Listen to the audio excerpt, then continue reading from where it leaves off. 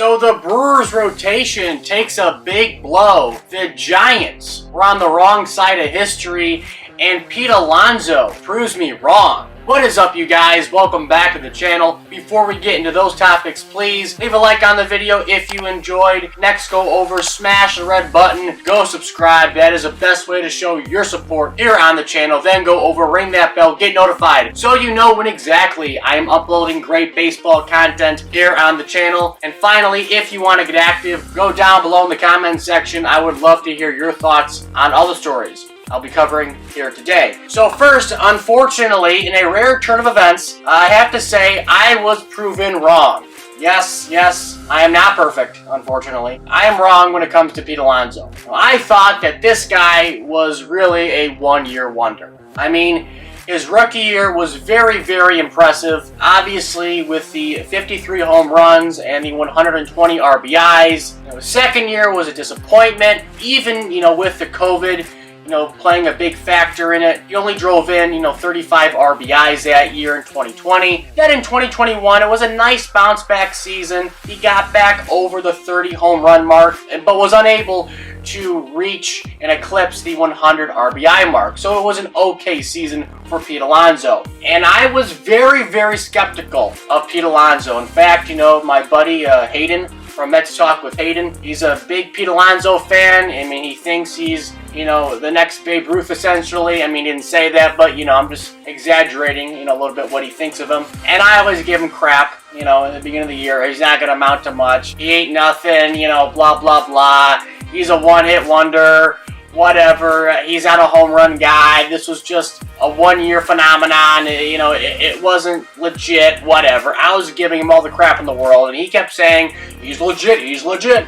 I was in denial. Well, Pete Alonso proved me wrong, because it's safe to say he is back to his 2019 self, and one could say that he's even better now in 2022 than he was in 2019. So first, let's just take a look at what Alonso did back on Monday night in San Francisco, okay? Now, Pete Alonso went 3 for 5 with a 3-run shot in the Mets' 13-3 blowout against San Francisco at Oracle Park. Now, Alonso also recorded multiple hits for the 5th time in his last 6 games, raising his slash line to 288, 356, and 524, respectively. Now, his 40 RBIs leads the National League, while his 11 home runs are tied for first as well. Now, again, Alonso is looking very good as of late, and has been looking good since the bell rang for 2022. And this can be exemplified by the amount of RBIs he has racked up thus far. Now, as of recording this video, Alonso has driven in 44 RBIs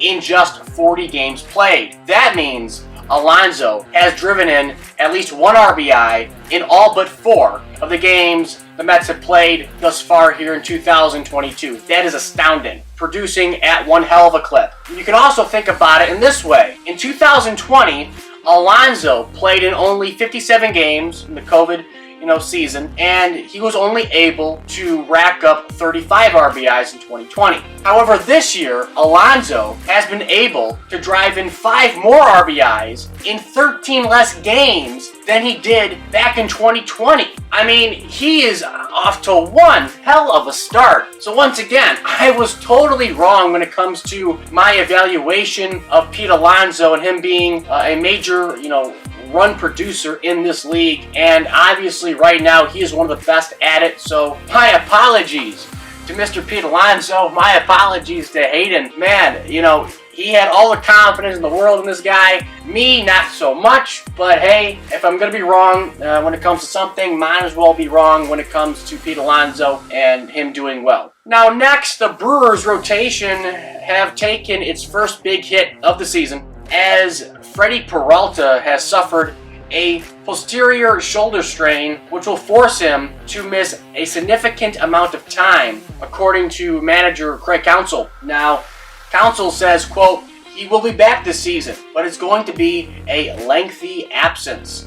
We're confident that there's going to be no after effects to this thing, but it's going to take a while to heal and then, build him back up. Of course, this is not good news at all for the Brew crew, especially when you consider how important Peralta was to their success last season, as he racked up a record of 10-5 with a 2.81 ERA. Also, he was in the 95th percentile in strikeout percentage and in the 92nd percentile in whiff rate. And don't forget, he was in the top 20 in all of baseball when it comes to just the pure amount of strikeouts he racked up last season in 21 with 195. Again, a big blow to this rotation, one of the best rotations in baseball, arguably the best rotation in baseball. I mean, the good thing is that they are the best rotation in baseball. Hopefully, the Brewers don't go through what the Tigers have been going through as of late, which is essentially everybody on their opening day starting staff, becoming injured. Hopefully, the injury bug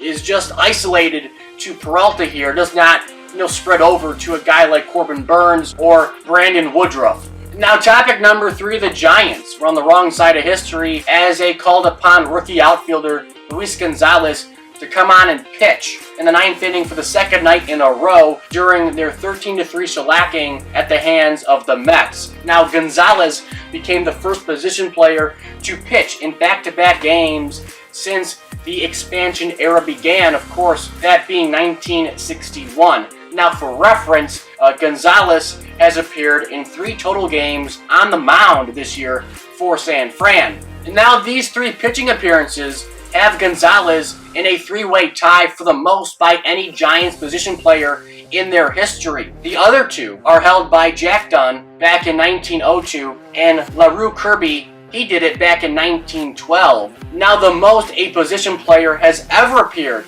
on the mound for the Giants in a single season sits at 9, and that was held by Charlie Hickman back in 1901.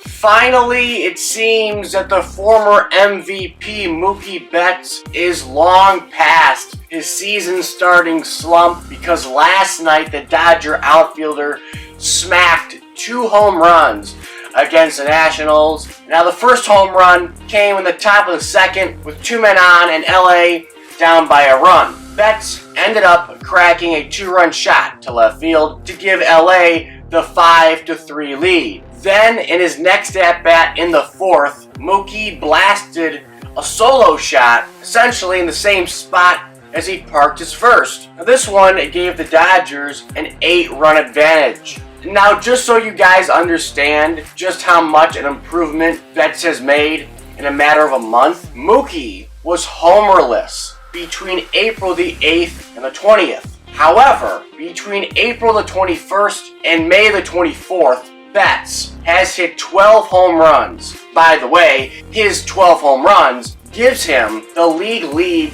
in that department. So it's just been one hell of a turnaround for Mookie Betts. And with that, that is all I got for today's video. Please like, comment, and subscribe. Comment down below your thoughts. And as always, I will catch you guys later.